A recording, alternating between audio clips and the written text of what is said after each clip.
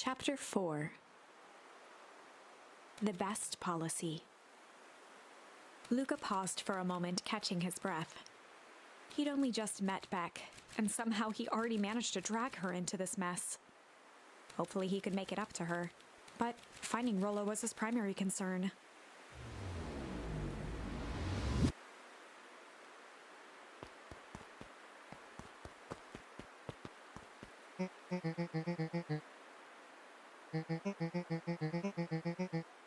Roxy and Fitz looked drained. It was clear they'd spent all day searching.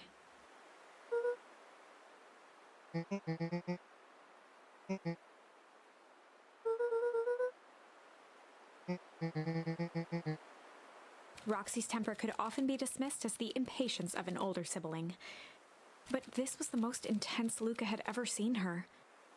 Her eyes were wild and unfocused, looking straight through Luca. In a torrent of rambled words and tears, Luca broke down.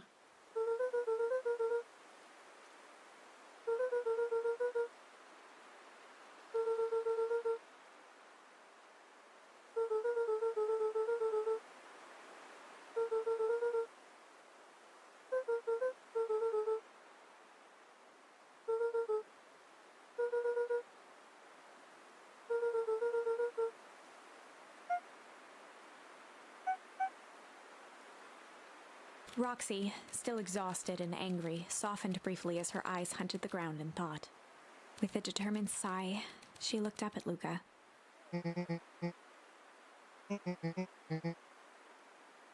Roxy drew herself up.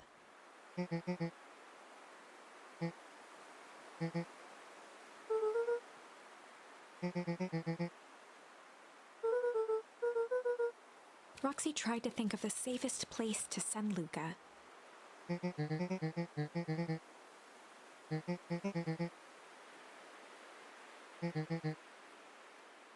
Luca wiped his cheeks and gave a quick nod.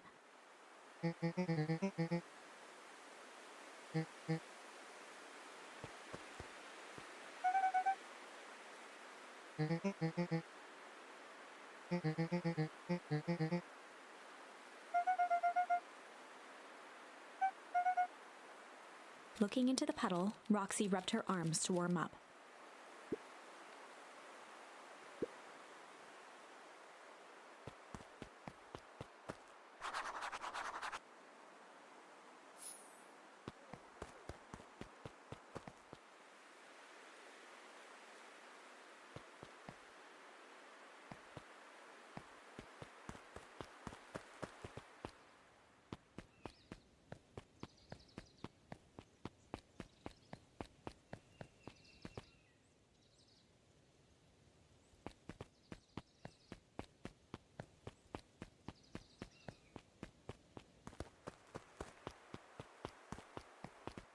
Mr. Nuncreed jumped with a start.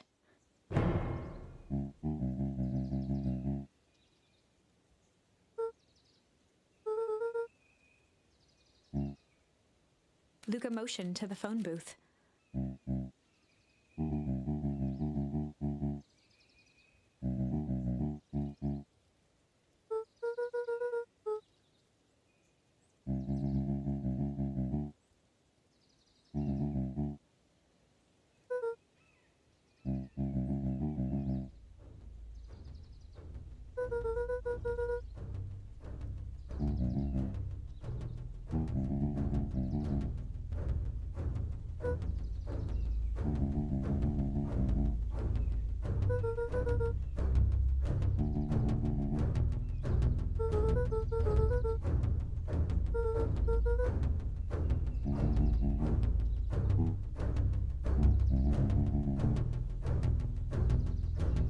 Mr. Nuncreed gently placed one of his substantial hands on Luca's shoulder.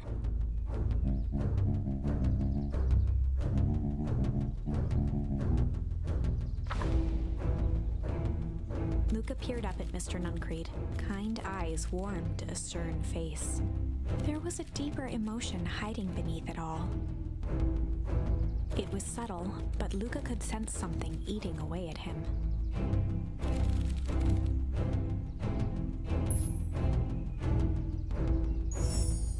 was a shame lurking behind those eyes. A deep sadness. If Mr. Nuncreed was that worried about Rollo, maybe he could help.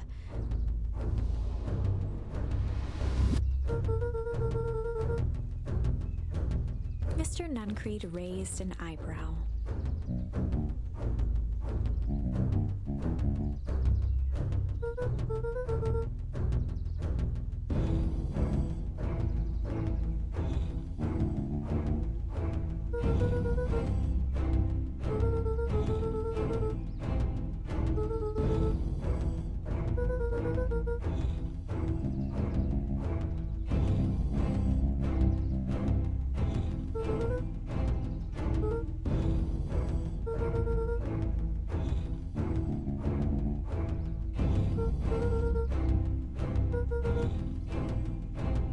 Mr. Nuncreed's shoulders slumped. A deep sigh bellowed from his chest.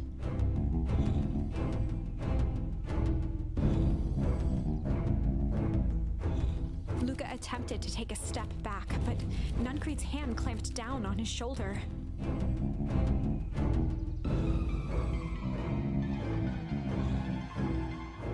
With a firm shove, Nuncreed manhandled Luca into the phone booth. The door latched shut with a mechanical hiss.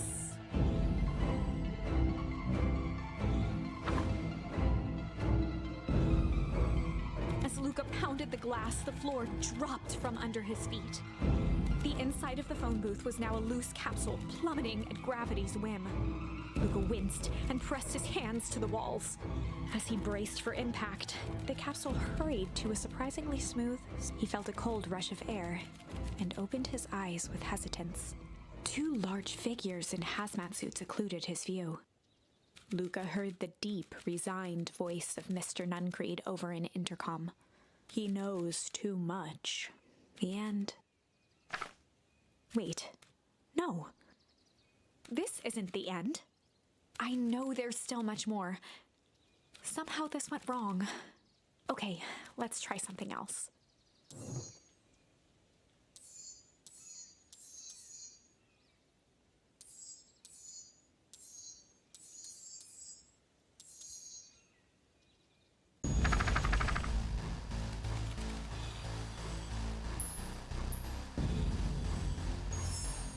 This is a story about struggle. Luca could hear a machine humming somewhere nearby. He felt around wildly, searching for something, anything that could help. His hands found a hard object, maybe a tile? He yanked it free, lifting the cold stone. Let me go! Luca swung the tile as hard as he could at the shape that still held fast to his leg. He heard the crack of glass as the stone hit the assailant's mask. With a muffled yelp, the hand let go. Luca was free and scrambled to the door. He never looked back once on the long run home. Chapter 3. Everything's fine. The next morning, it was quieter than usual at the breakfast table. Only the sound of silverware and chewing interrupted the awkward silence.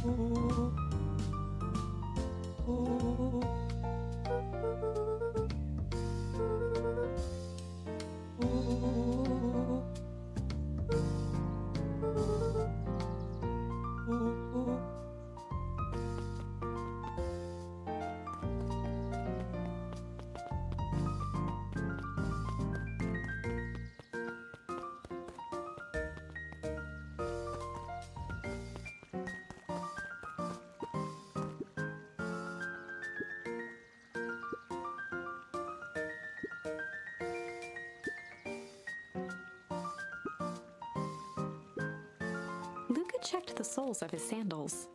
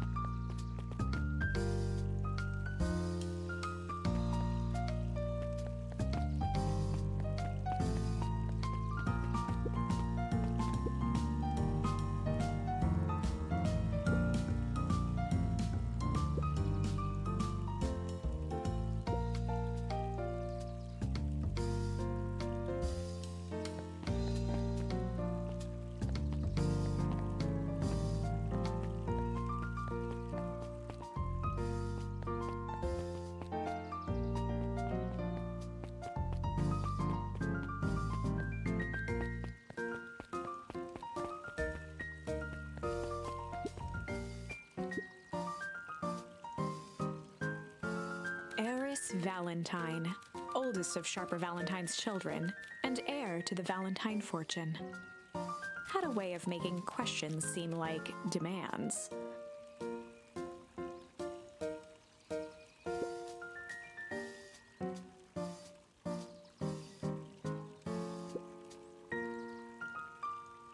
Mr. Wilder had learned to assume that if he was hearing from Eris,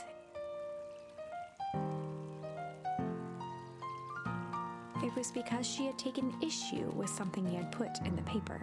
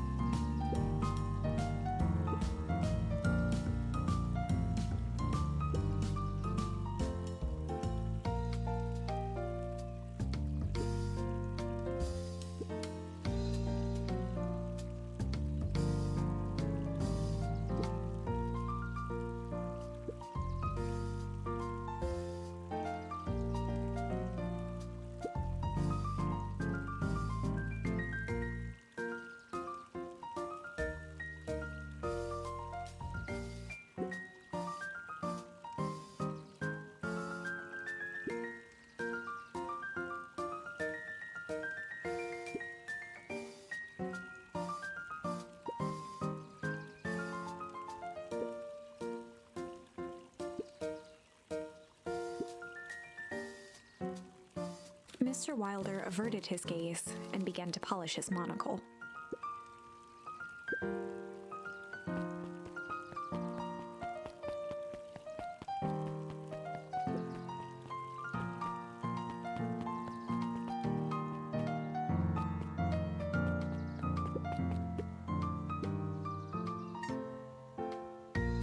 had dreams of becoming a big-time reporter. At night, she searched for the story that could be her big break. By day, she hawked papers at the newsstand.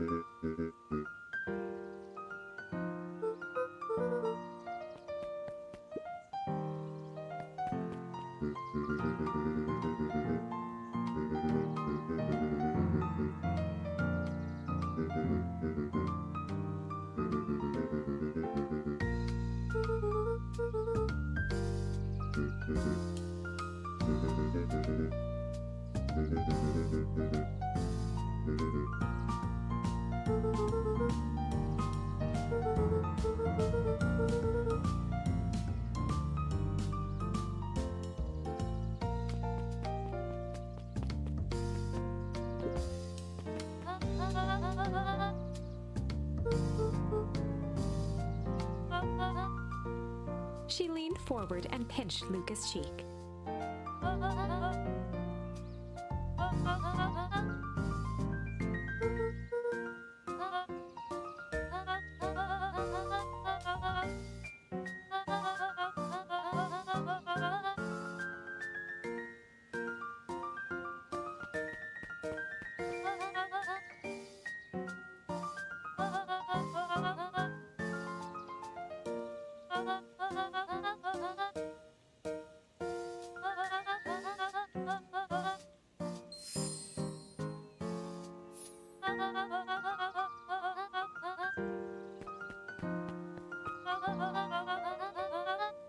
Luca shifted the basket uncomfortably. Mrs. Fratelli lifted the cloth and inspected the jam. She carefully lifted out her jars of jam.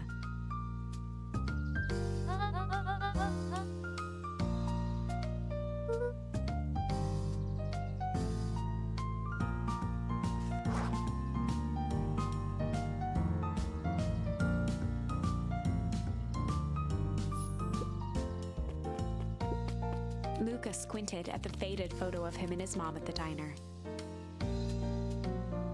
Memories of that day came flooding back.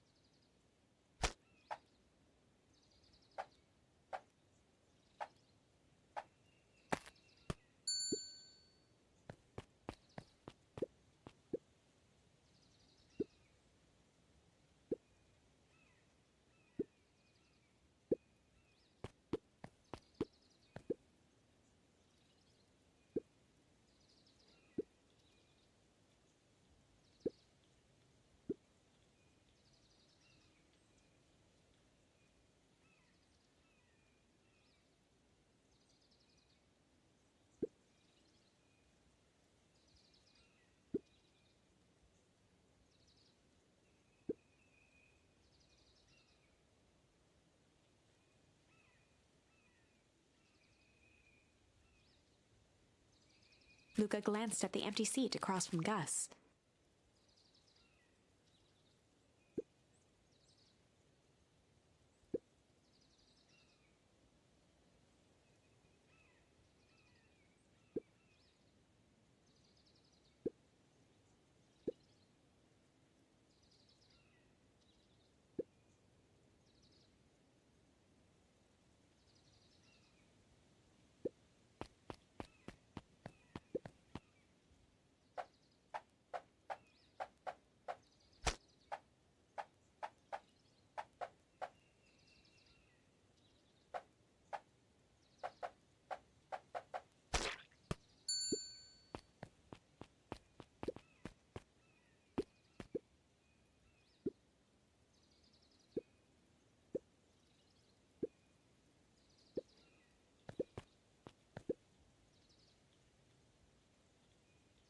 Jeff slapped the table and gave Luca a toothy grin.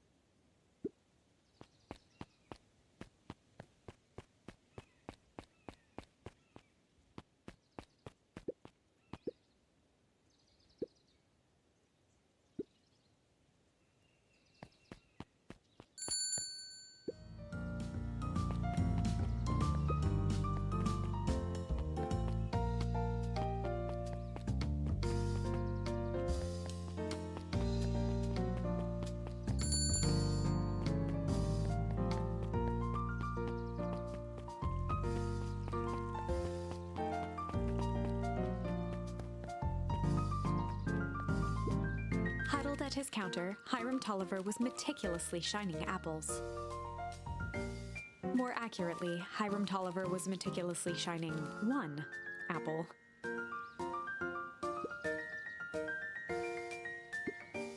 With a yelp, Mr. Tolliver fumbled the apple, flailing at the air as it fell.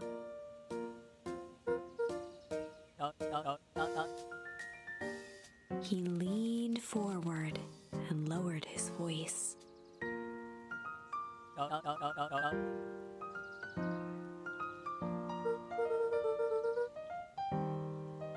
He leaned in a bit further.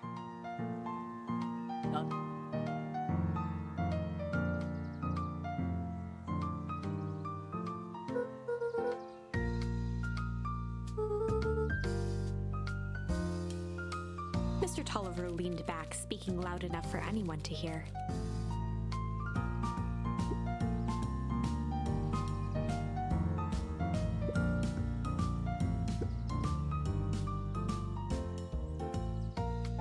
He reached forward and snapped up the jars of jam, giving Luca a little wink.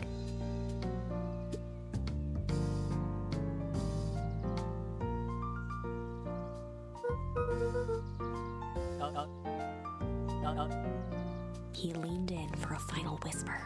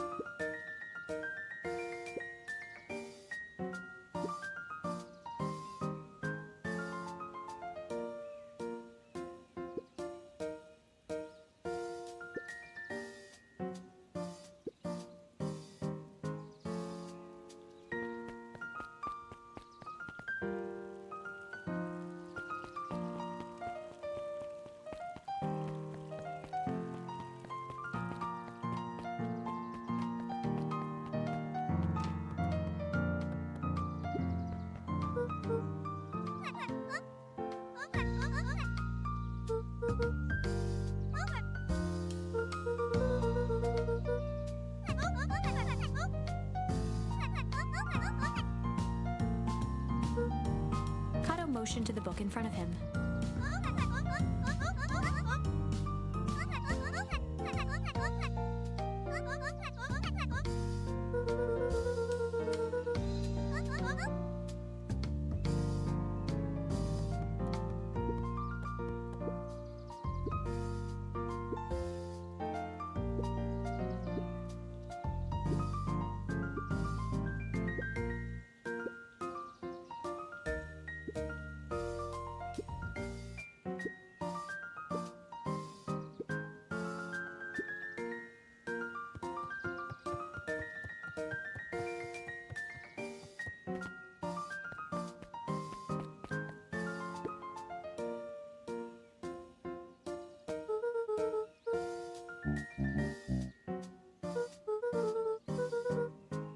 Mr. Nuncreed eyed Luca for a moment, then nodded in agreement.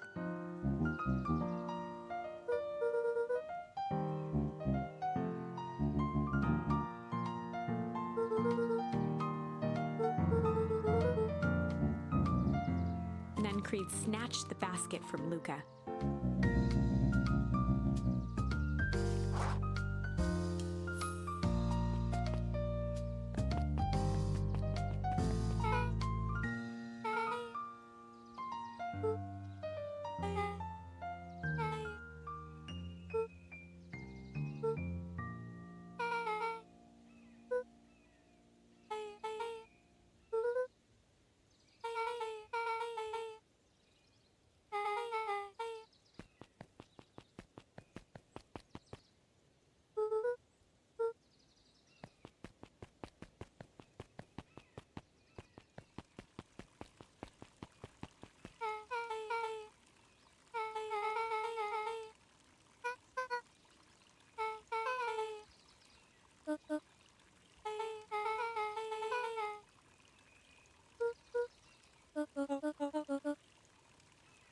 Beck locked eyes with Luca.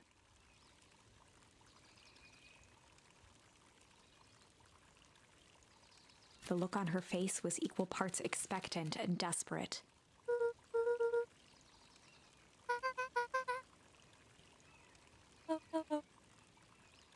Beck gave Luca a quick nudge.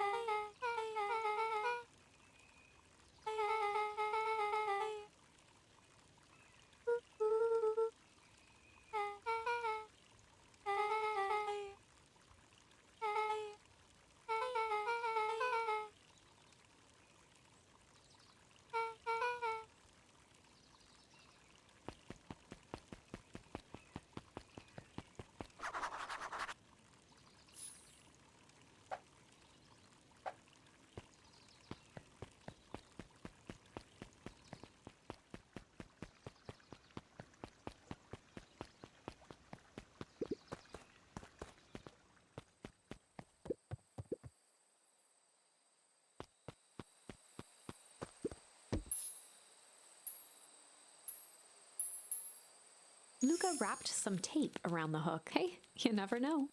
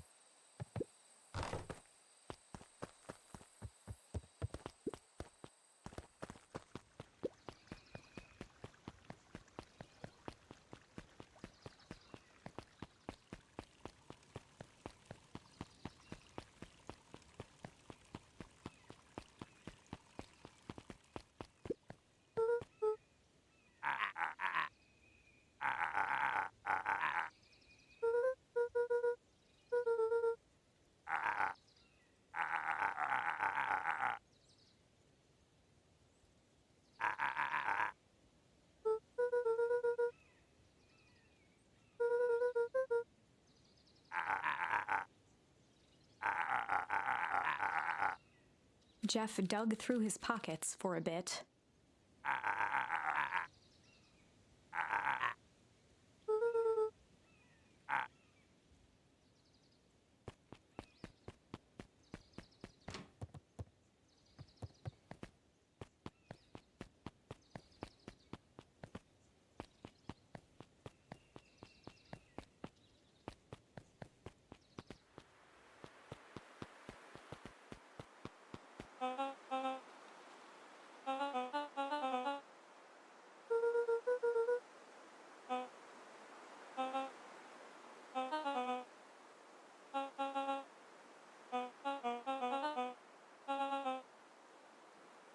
Mr. Kerr winked with a wry smile.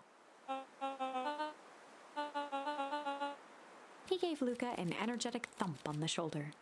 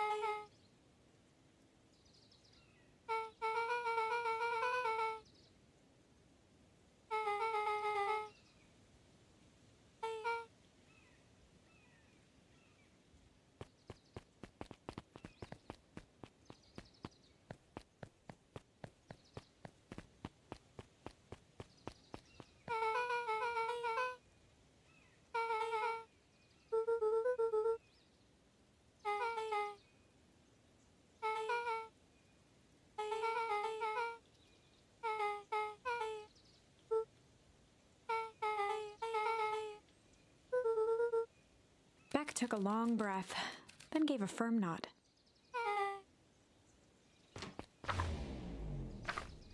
Chapter 4. Dinner with the Moodwills. Ilona Moodwill was worried about change. A gardener at heart, she understood the necessity of change, relied on it even. But there was a difference between the controlled world of her plants and this cluttered cottage in a strange town. Almost done. Nellie was a blur of activity, digging through boxes. Sorry, love, couldn't find the dishes. We'll have to make do with paper plates. Dinner went by without much conversation. As she watched Beck and Luca finish up their pizza, Ilona let herself relax into the chair. The things she cared about were still here. Nellie finally had the job of her dreams. Beck was beginning to take root. Ilona's task was simply to tend to them. She could do that.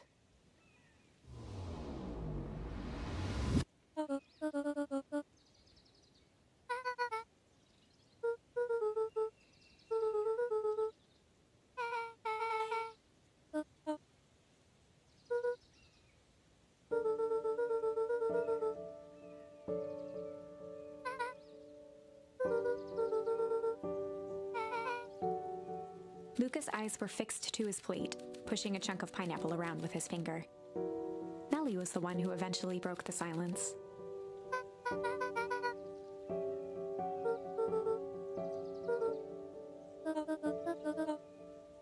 Ilona nervously gestured toward the boxes.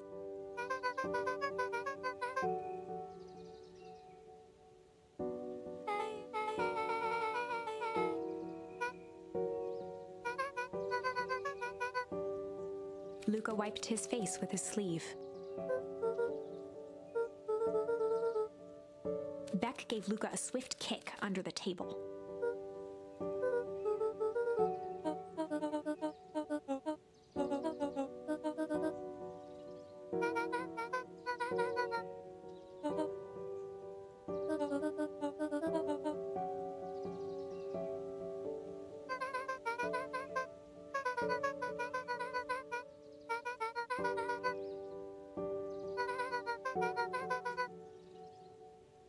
Luca glanced over to Beck. She seemed to be holding her breath.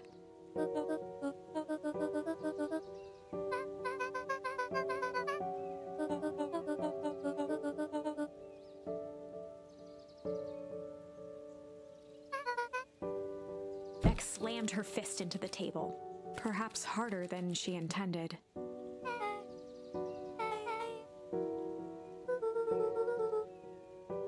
Luca glanced outside to gauge the time. The sky was darker than he expected, filled with ominous clouds.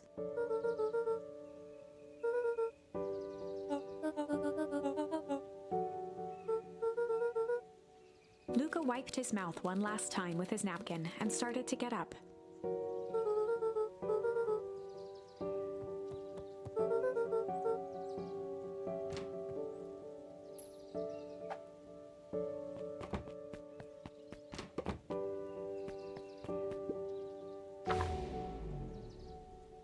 Surprised, Luca turned around. He knew Rollo could be prickly around new people. But Beck seemed cool. Rollo would warm up to her eventually. Probably.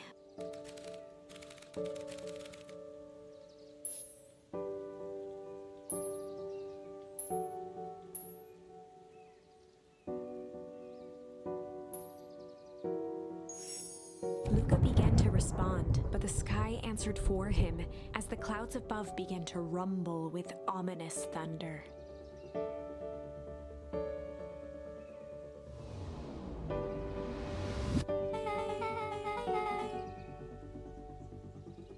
Luca surveyed the roiling clouds.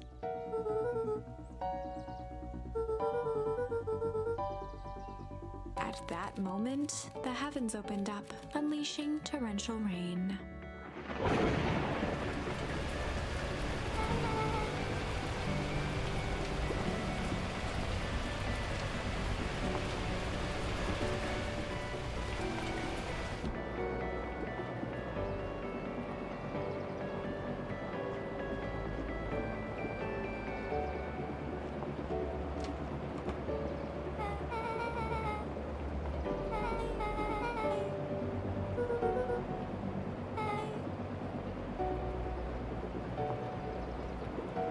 Luca squinted into the eye hole of the microscope.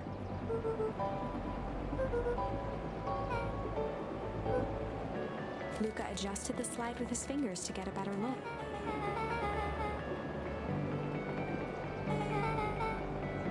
Luca wiped his hand off on his sweater and gave a nervous laugh. Beck looked down, timidly tapping the ladder with her feet.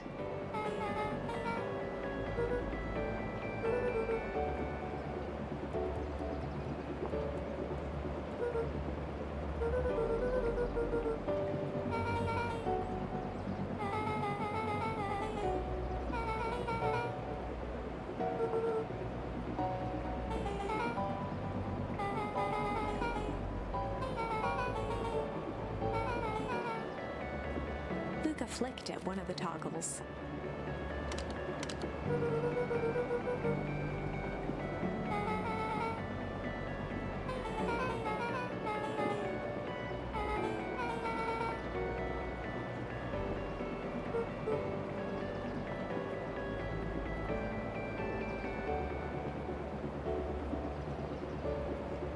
Luca bent down to examine the bouquet of wilting flowers. Judging by the odor, they were well past their prime. He flipped open the attached card.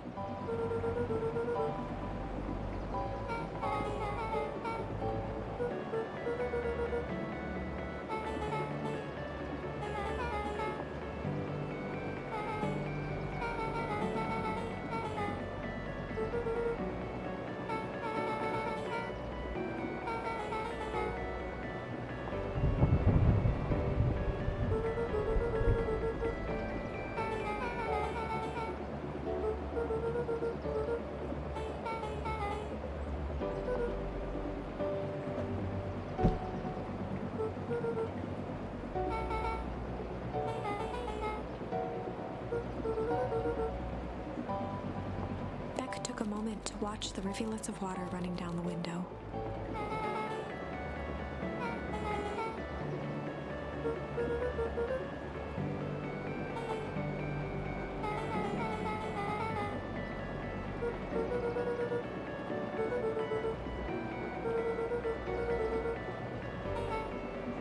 Luca took a deep breath, exhaling slowly.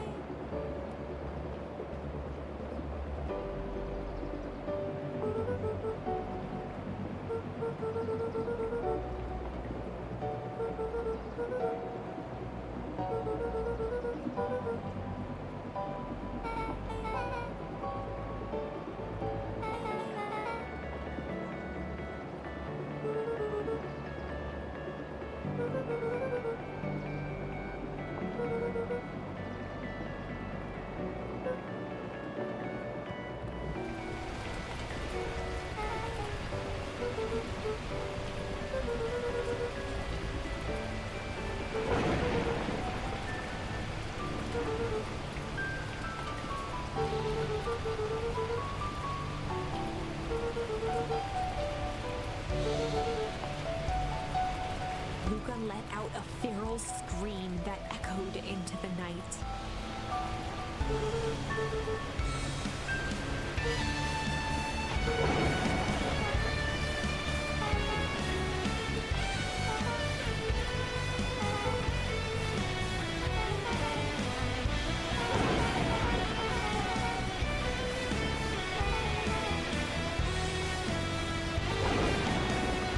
Her voice dropped to a trembling whisper.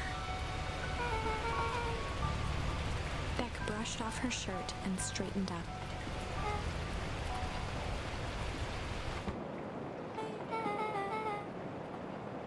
As abruptly as it began, the storm abated.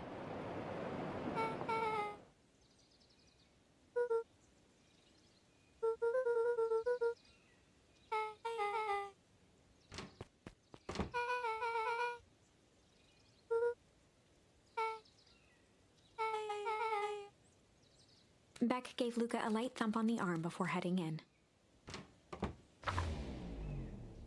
Chapter 5. Friendly Feud. The air was heavy with the hard rain's residue, the smell of wet things. Despite his dreary surroundings, Luca felt at peace. He'd never shared those details about his dad with anyone, not even Rollo.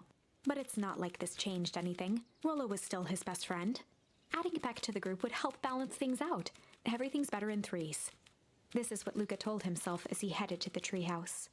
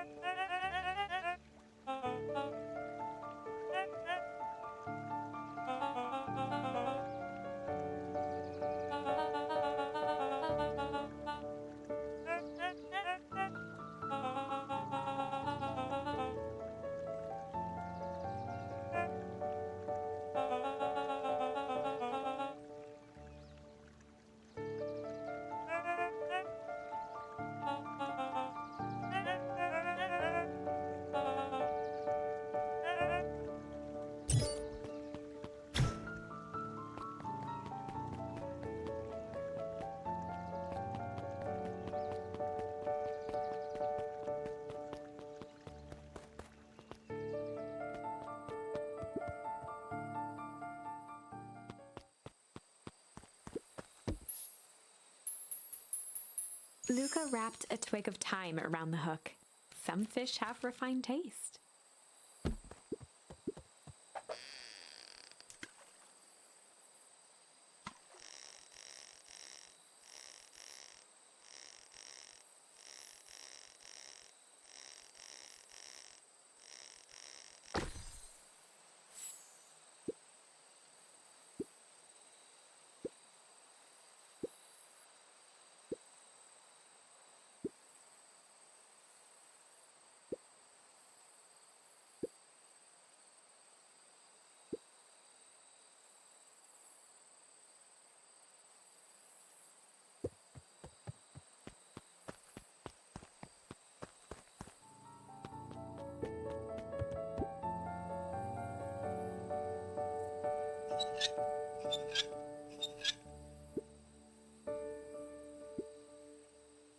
Luca had only ever heard him speak in this stiff yet gentle tone a few times, and it always meant one thing.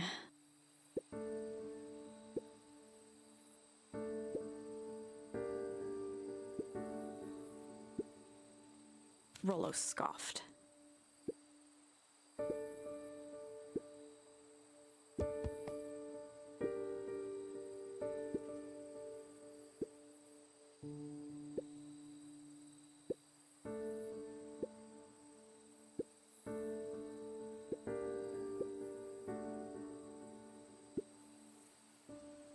Luca stumbled on his words, knowing he'd said too much.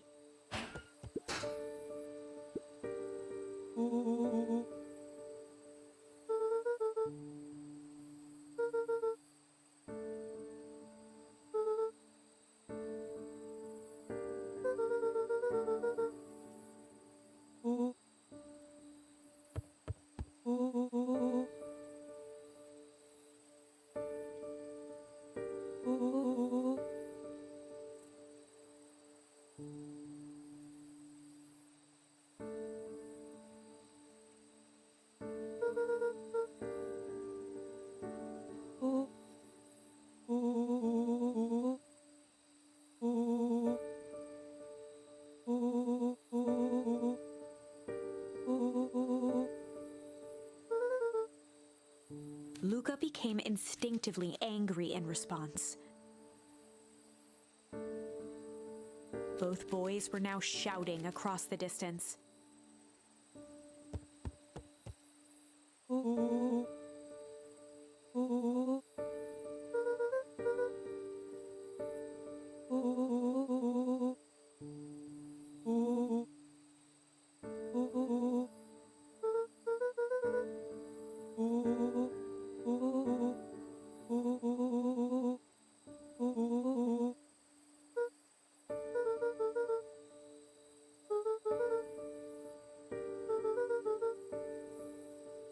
Rollo's tone changed to a calm, yet more intense anger.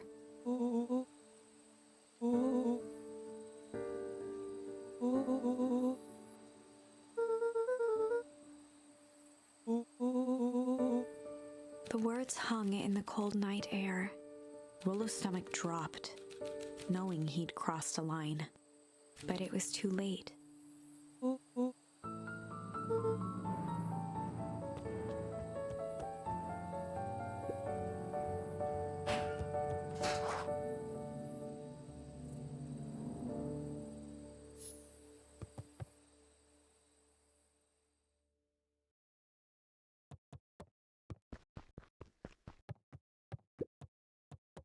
Luca dug through his old stuff, not even sure what he was looking for.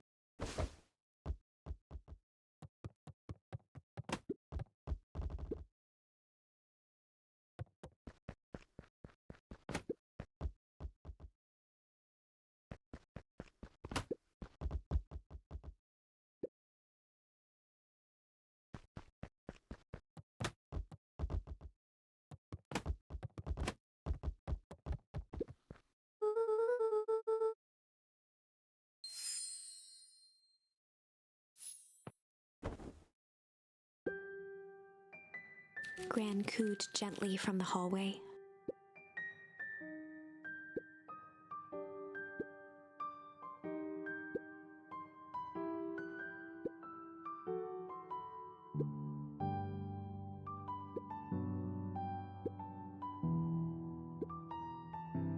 Luca just wanted to be alone.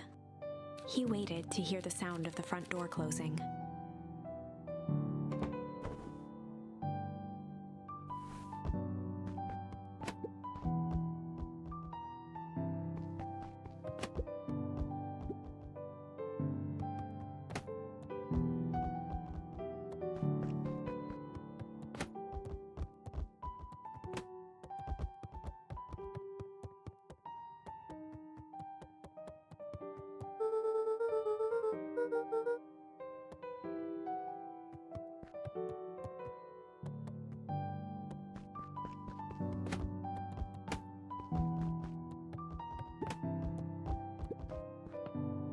Luca dozed off again.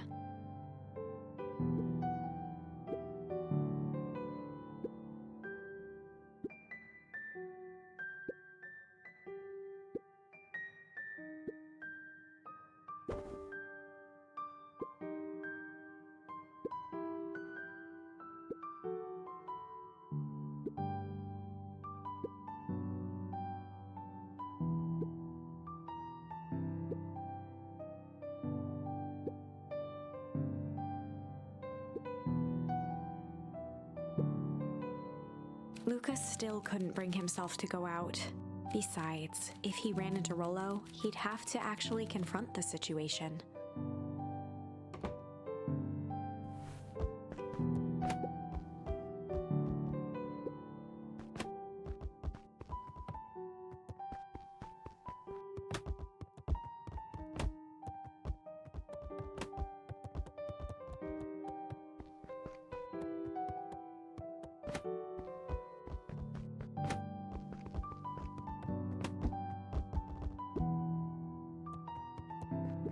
The Adventures of Hank Atomic.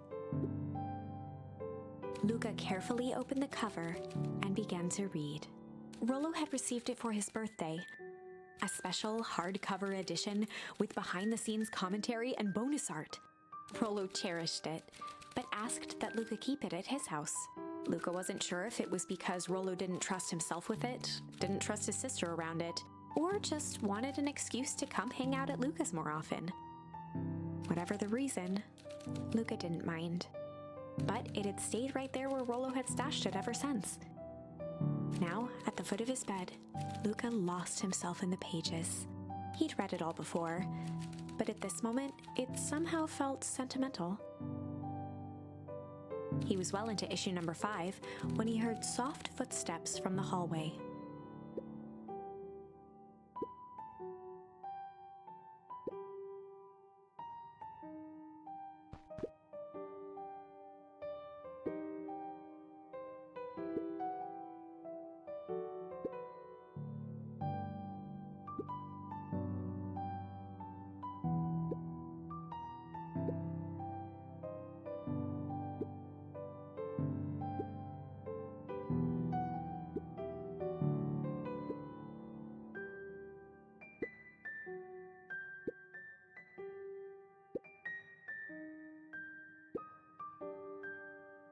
Without realizing it, Luca had pouted away the entire afternoon. He once again felt the weight of it all and allowed his weary eyes to close. Luca stood in a vast black expanse. He looked up at his father standing beside him.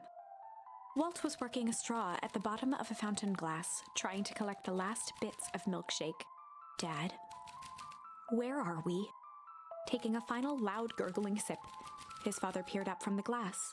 He jangled the straw playfully with a warm smile, then lifted the empty glass as if to point into the darkness. "The source?" Luca's eyes followed his father's gesture. In an instant, he was sitting in front of a blazing campfire. Across from him sat a large figure in a yellow hazmat suit. The figure's voice was a scratchy echo. "Well, if it isn't the man of the hour, make yourself comfortable." Luca held his shivering hands over the flame to warm himself. "It doesn't work that way here." Their yellow-gloved hand pointed to the base of the flame.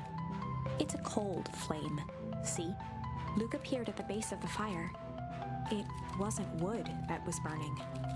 It was Beacon Pines itself. Tiny buildings, freezing and crumbling as they were consumed by flame. Luca could see small shadows moving in the burning city. People. Luca leapt to his feet. "We've got to help them!" The figure gave a dismissive wave of their hand. "Why waste energy helping people who can't even help themselves?" The figure bent down to examine the panicked crowd as they desperately tried to stop the flames. "They only care about what's right in front of them, not like us." Luca's voice was a trembling whisper. "Us?" The figure slowly stood up, grabbing its helmet with both hands.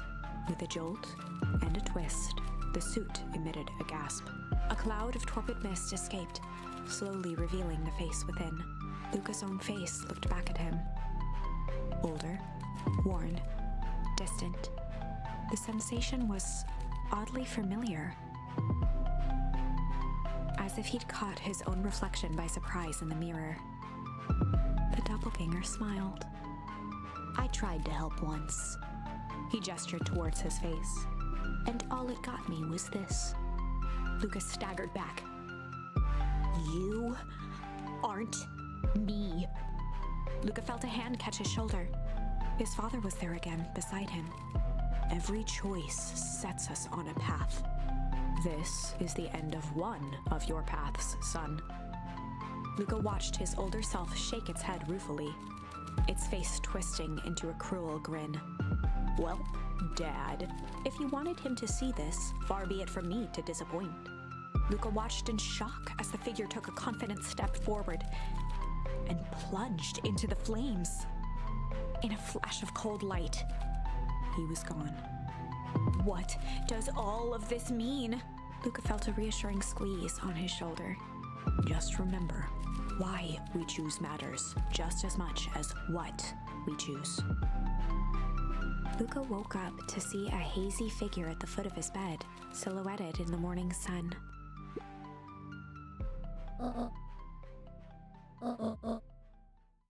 Luca rubbed his eyes. The kind, concerned face of his gran came into focus.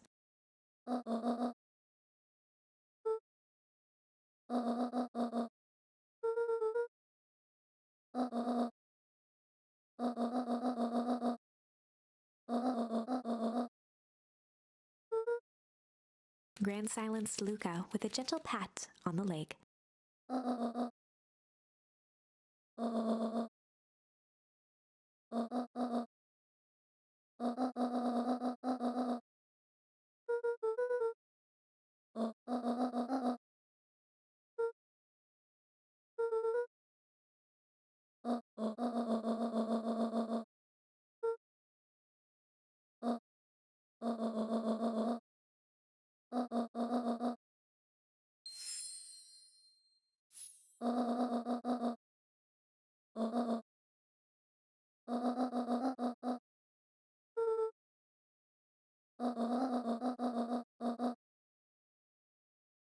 Luca gave a reluctant nod.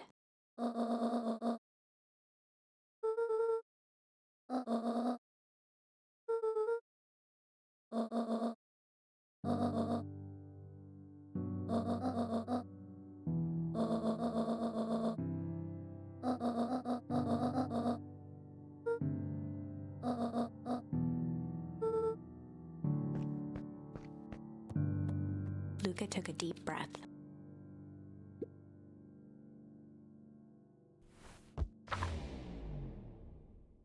Chapter 6. Through thick and thin. Despite Luca's bitterness, Gran was right. He needed to hash things out with Rollo. A big fight changes the nature of a friendship.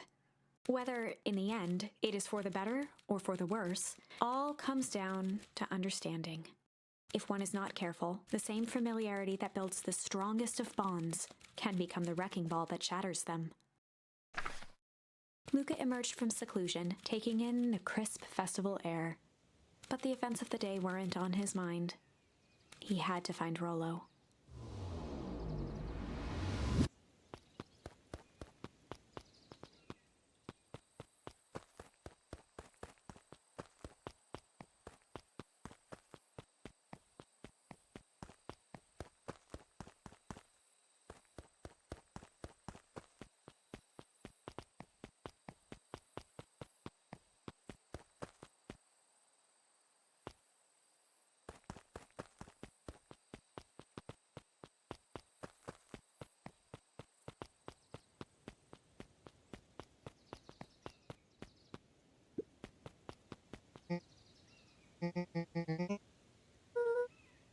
Roxy rolled her eyes, shaking her head.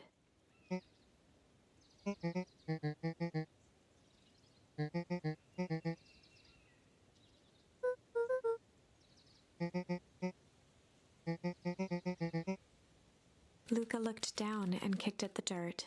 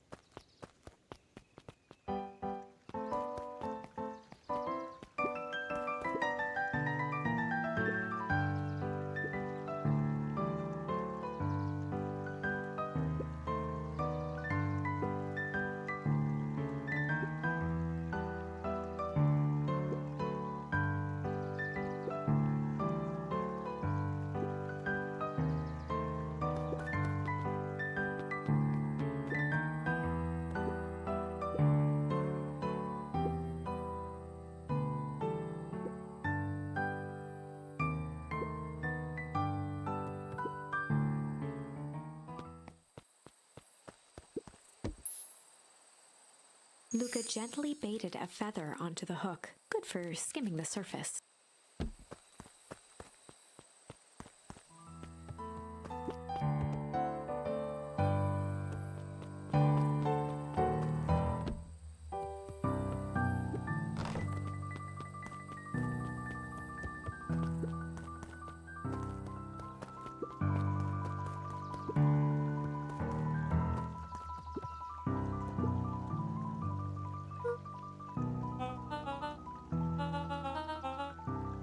Mr. Kerr pointed to his grinning mouth.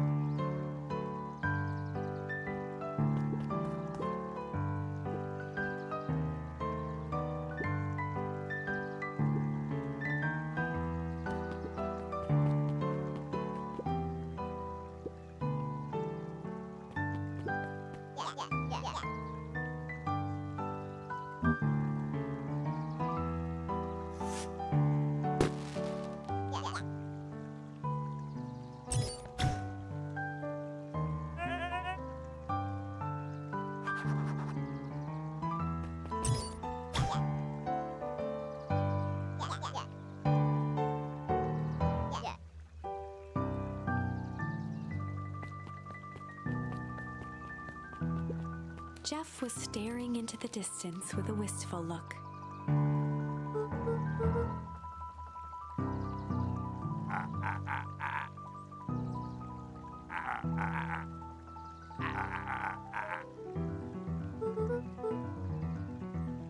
Jeff turned to Luca with a furrowed brow, then gave an understanding nod. For a moment, the two now shared that same wistful gaze.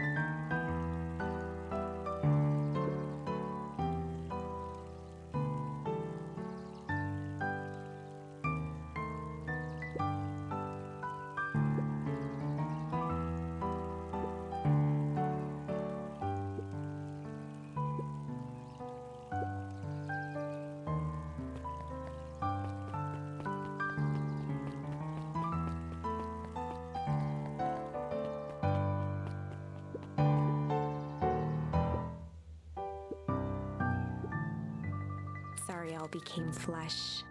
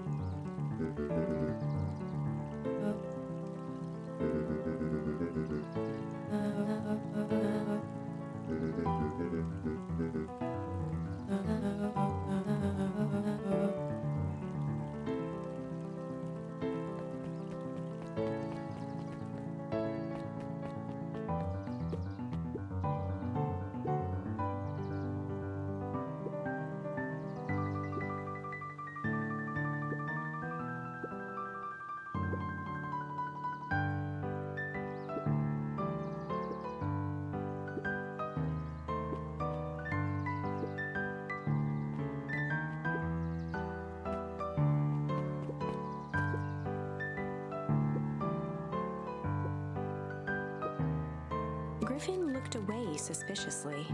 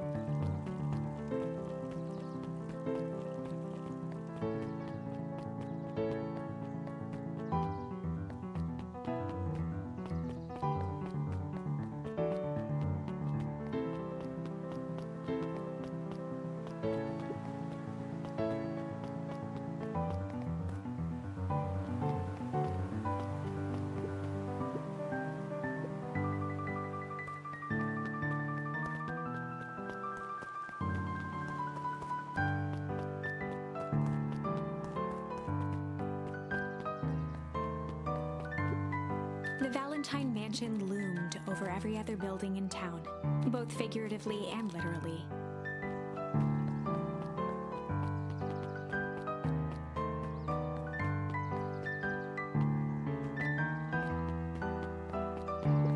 After the foul harvest destroyed their wealth and reputation, the Valentines shuttered off their estate from the rest of town.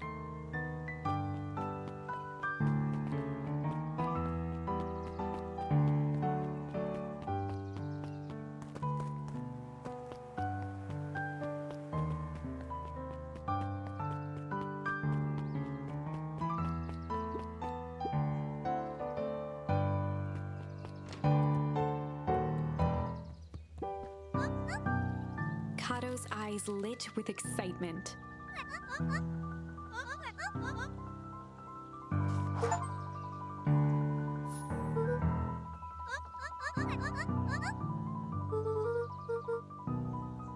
Kato straightened up and cleared his throat as if preparing to sing.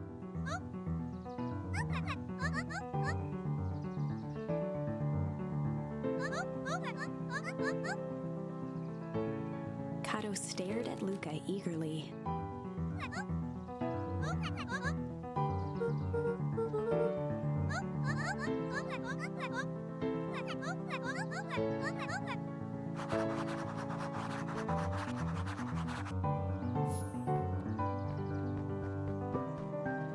Luca grabbed The Adventures of Hank Atomic, issue number 4, from the shelf.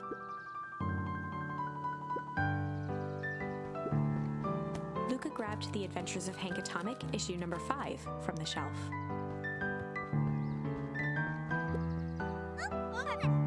Kato removed his book from the desk and replaced it with Luca's, turning on the lamp. As As he slid the book under the purple light, 2 words glowed. The Adventures of Hank Atomic, Issue 5. Luca clicked his tongue with recognition.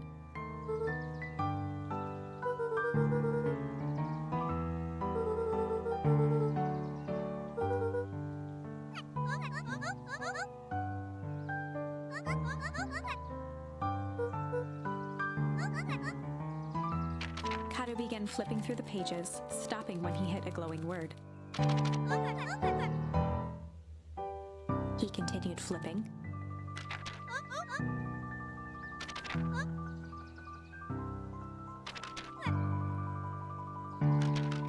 Reaching the end of the book, Kato looked up.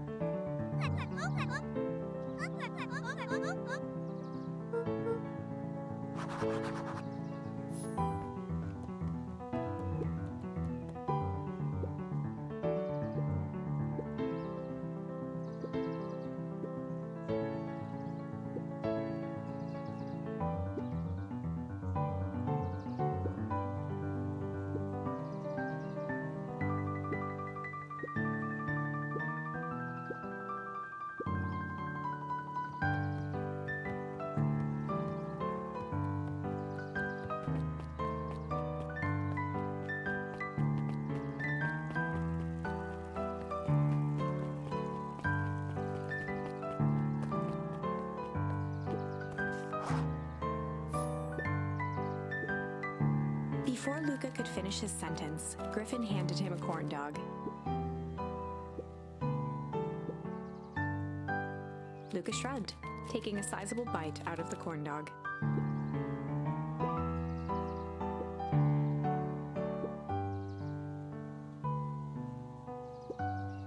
Luca tongued at his cheeks, feeling something rough between his teeth. He reached into his mouth and pulled out a slip of paper.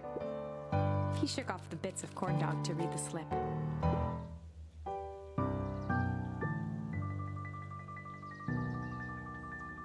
Luca finished off the remainder of the corn dog.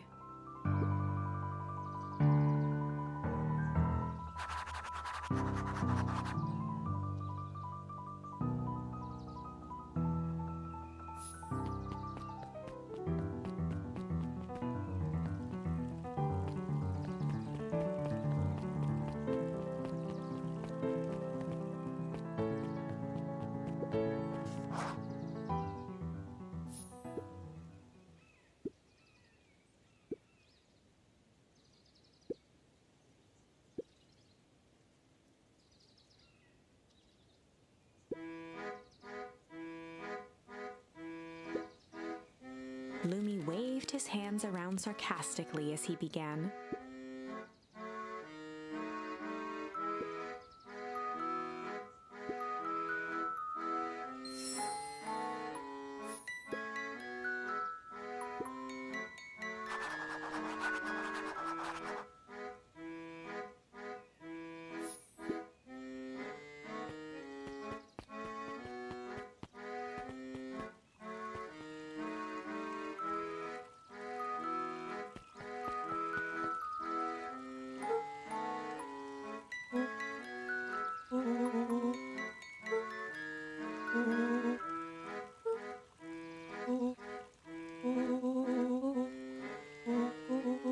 Rollo sheepishly handed Luca the balloons.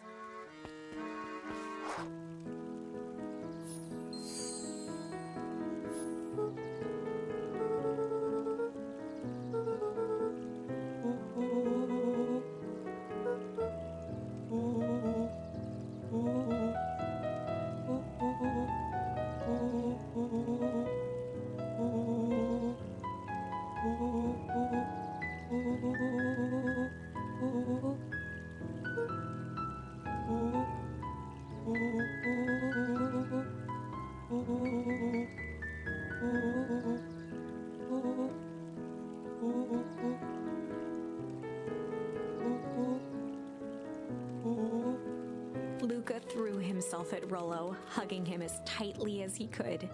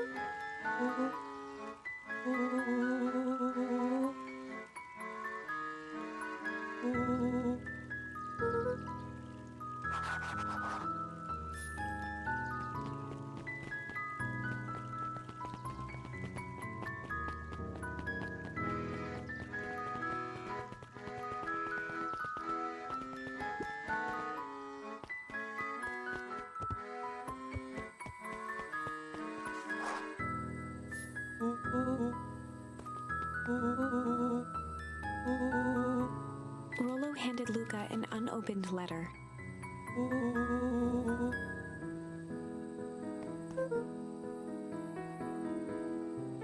Luca, some things are going to happen that might be difficult for you to understand. If I am honest, I hardly understand them myself. But whatever happens, I need you to know that I love you. None of this is fair to you. You have already lost so much. We both have. I wish there was a simpler way forward, but if there is, I haven't thought of it. God knows I've tried. Everything I've done, I did for you. I hope someday you can accept that. Love, Gran. Luca folded the paper into his pocket and headed up the ladder.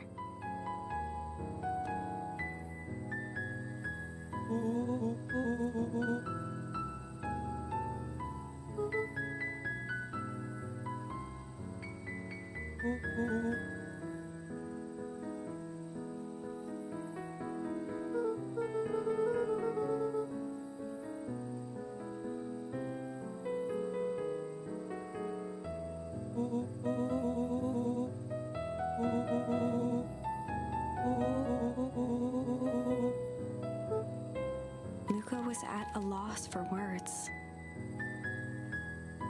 But that was fine. Words aren't always necessary.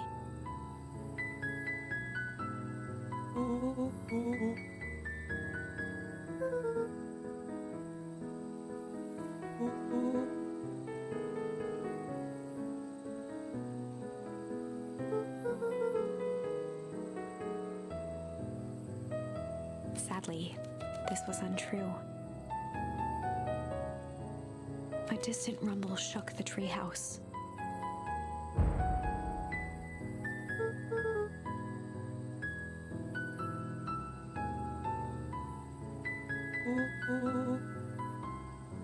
It was not fireworks. It was something the boys couldn't possibly comprehend. Something as old and cruel as time itself.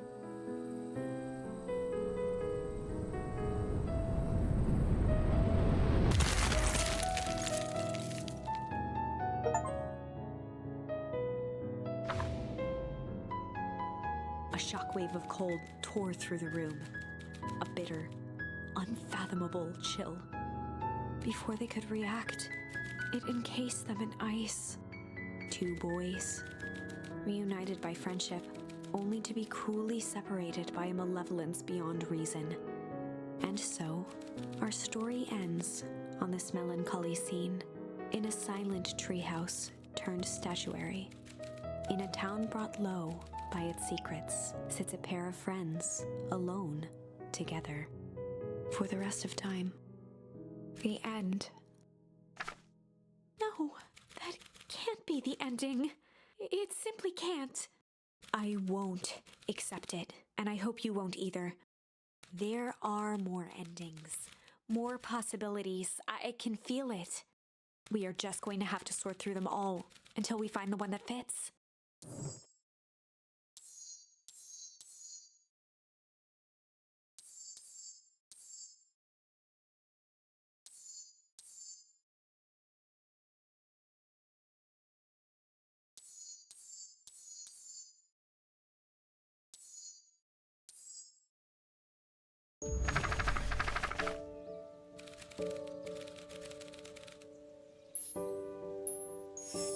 Luca began to respond, but the sky answered for him as the clouds above began to break, revealing patches of star-filled summer night. Moonlight filtered down, shimmering in the treetops.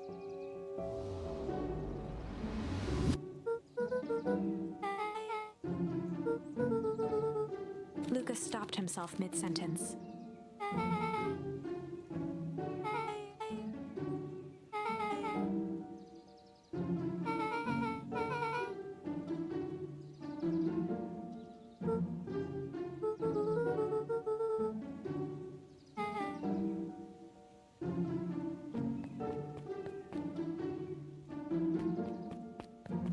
Luca saw Beck skulking by the gate.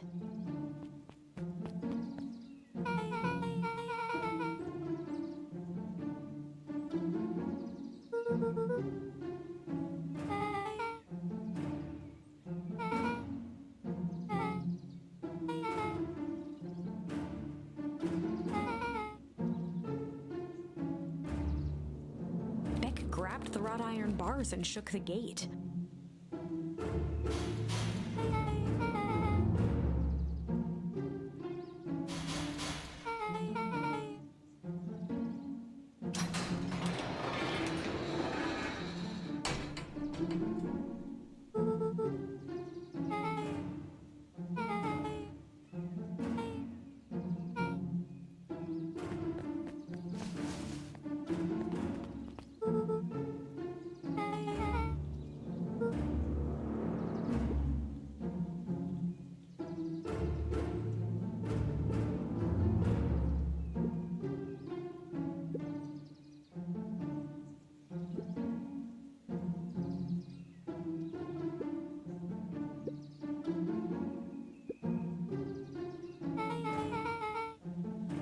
Beck's voice was an excited whisper.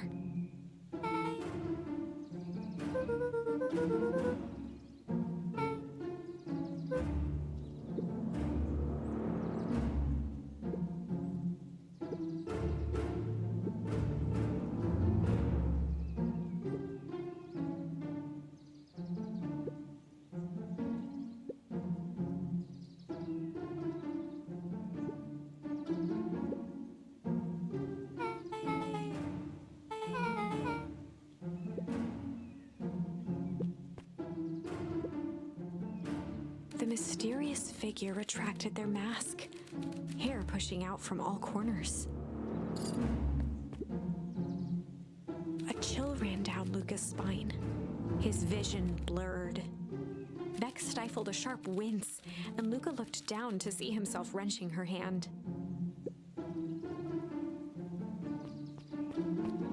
Gran tousled her hair back under the face mask.